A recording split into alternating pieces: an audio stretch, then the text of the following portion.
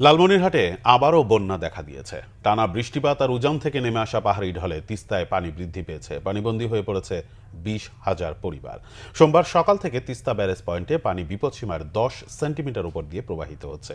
এদিকে গতরাতে তিস্তা ব্যারেজ পয়েন্টে পানি বিপদসীমার 35 সেন্টিমিটার উপরে ছিল। ব্যারেজের 44টি জলকপাট খুলে দিয়ে পানি প্রবাহ নিয়ন্ত্রণ করছে জেলা পানি উন্নয়ন বোর্ড। এদিকে পানি বাড়ায় তিস্তার নিম্নাঞ্চল ও চরাঞ্চলে দেখা দিয়েছে বন্যা। কয়েকটি উপজেলার অন্তত 30টি গ্রামের নিম্নাঞ্চলে পানি প্রবেশ করেছে। এতে পানিবন্দী হয়ে পড়েছে ওইসব গ্রামের 20,000 পরিবার। পানিতে গ্রামীণ সড়ক ও কাঁচা পাকা রাস্তাঘাট তলিয়ে গেছে। বিভিন্ন জায়গায় সড়ক ভেঙে গিয়ে যোগাযোগ ব্যবস্থা হুমকির মুখে।